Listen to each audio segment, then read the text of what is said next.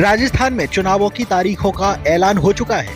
अब ऐसे में कांग्रेस और भाजपा नेता अपनी अपनी जीत के लिए जी तोड़ मेहनत में लग गए हैं।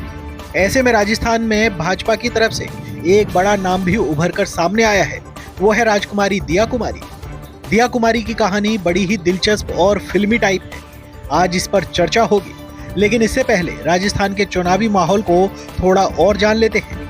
बीजेपी ने राजस्थान विधानसभा चुनाव के लिए 41 उम्मीदवारों की पहली सूची जारी कर दी है। इस सूची में 7 सांसदों के नाम भी शामिल हैं। दिया कुमारी को बीजेपी ने विद्याधर नगर सीट से चुनाव मैदान में उतारा है। हाल ही के दिनों में दिया कुमारी को लेकर सियासी गलियारों में खासा गहमा गहमी है। राजस्थान की सियासत में उन्हें कोई बड़ी भूमिका देने की चर्चा है। चर्चा भी इसलिए क्योंकि महारानी को साइड कर राजकुमारी को सामने लाया जा रहा है। राजस्थान में विधानसभा चुनाव की घोषणा के बाद ही सियासत अब तेजी से करवट ले रही है। राजसमंद से सांसद दिया कुमारी को तरहीज दिए जाने को लेकर अब सियासी गलियारों में तरह तरह की चर्चाएं तेज हो गई हैं। सियासी हलकों में पूछा जा रहा है कि क्या अब दिया कुमारी ही वसुंधरा राजे की विकल्प बनेंगी या यह बीजेपी का कोई चुनावी पैंतरा है। बीजेपी की जैसे ही पहली सूची जारी हुई और दिया कुमारी के विधानसभा चुनाव लड़ने की खबर पर मुहर लगी, वैसे ही दिया को लेकर अटकलों का बाजार गर्म हो गया। दिया को बीजेपी ने अपनी सबसे सेफ सीट कहे जाने वाली विद्याधर नगर सीट से चुनावी मैदान में उतारा है।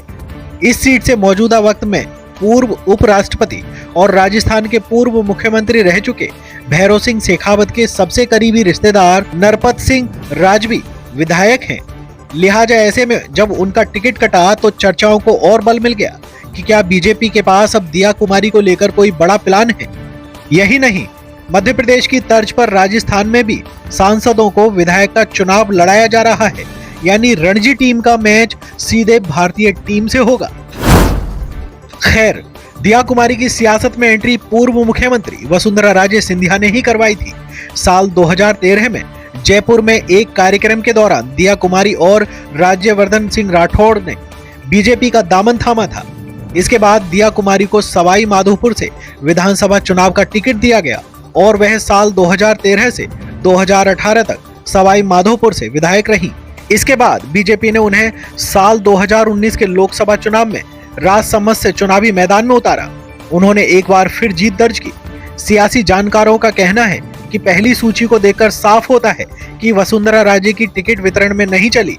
उनके सुझाए नाम को पूर्ण रूप से अनदेखा किया गया।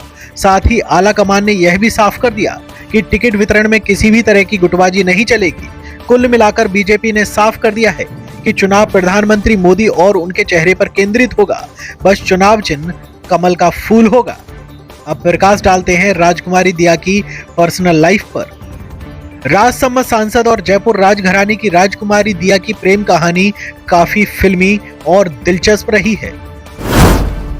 उनकी प्रेम कहानी पहले तो किसी को पता नहीं चली, लेकिन 23 साल बाद जब सामने आई तो सुर्खियां बन गई।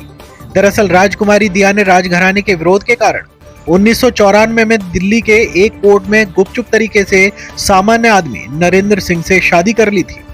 इसके 2 साल बाद उन्होंने मां पद्मनी देवी को अपनी शादी के बारे में बताया।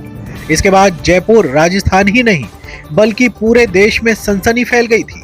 राजकुमारी दिया जयपुर के महाराज सवाई भवानी सिंह और रानी पद्मनी देवी की इकलौती संतान है। उन्होंने पढ़ाई नई दिल्ली के मॉडर्न स्कूल और जयपुर के महारानी Gayatri Devi girls public school से की थी। आगे की पढ़ाई के लिए राजकुमारी दिया कुमारी लंदन चली गई थी। इसके बाद जब राजकुमारी दिया राजमहल के अकाउंट का काम देख रही थी, तभी उनकी मुलाकात नरेंद्र सिंह से हुई थी। दिया कुमारी ने खुद अपने ब्लॉग रॉयल्टी ऑफ राजपूताना में अपनी प्रेम कहानी लिखकर सार्वजनिक की थी। उन्होंने लिखा था कि मैं जयपुर राजघराने से हूँ, लेकिन मैंने हर जगह अपने दोस्त बनाए हैं। मेरे पेरेंट्स ने मुझे खुले माहौल में सामान्य लड़की की तरह पाला है। मैं 18 साल की उम्र में पहली बार नरेंद्र सिंह रजावत से मिली थी। मेरे पति न तो महल में कैशियर थे और न ही मेरे ड्राइवर थे। मेरी शादी परी कथा जैसी जरूर थी, लेकिन नरेंद्र सिंह सामान्य शख्स नहीं थे। दिया ने लिखा कि मेरे पति चार्टर्ड अकाउंटेंट थे। अपनी पढ़ाई के सिलसिले में नरेंद्र सिंह ने SMS म्यूजियम ट्रस्ट के अकाउंट सेक्शन में ज्वाइन किया था। हमारे अकाउंट डिपार्टमेंट में वह 3 महीने रहे।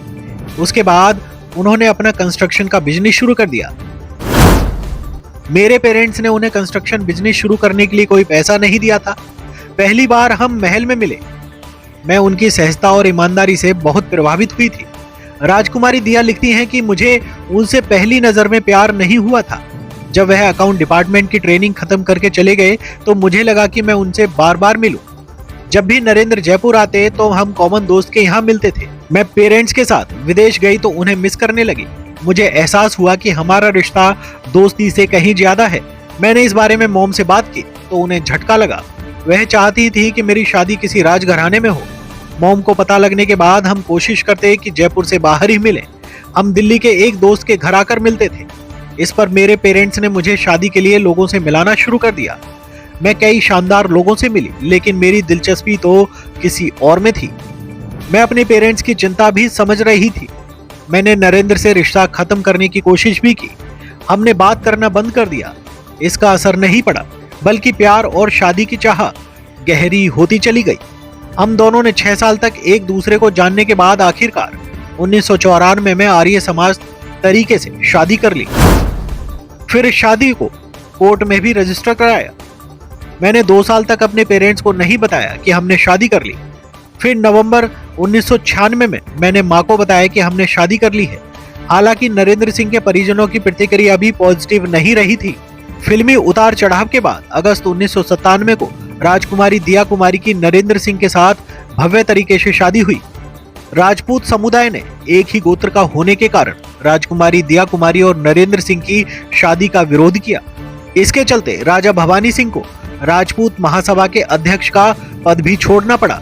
ये खींचतान लगातार 19 साल तक चली। इस प्रेम कहानी ने कुछ साल पहले अलग मोड़ ले लिया। दोनों के बीच मनमुटाव की खबरें आने लगी। बीजेपी सांसद राजकुमारी दिया कुमारी के पति नरेंद्र सिंह के साथ रिश्ते अच्छे नहीं रह गए थे और दोनों काफी समय से अलग रह रहे थे। राजकुमारी दिया और नरेंद्र सिंह ने इसके बाद फिर साथ रहना शुरू किया, फिर अलग हो गए। इसके बाद दोनों ने जयपुर के फैमिली कोर्ट में तलाक के लिए अर्जी दाखिल की। कोर्ट ने साल 2019 की शुरुआत में दोनों को सहमति से उन्हें तलाक दे दिया। दिया कुमारी और नरेंद्र सिंह के 2 बेटे पद्मनाभ सिंह, लक्ष्यराज सिंह और बेटी गौरावी हैं। सांसद दिया कुमारी अपनी पारिवारिक विरासत सिटी पैलेस और जयगढ़ किला समेत अन्य इमारतों का हेरिटेज के संरक्षण का काम भी संभालती हैं। कुल मिलाकर राजकुमारी दिया कुमारी की कहानी काफी दिलचस्प थी। दिलचस्प ही नहीं बल्कि पूरी फिल्मी थी।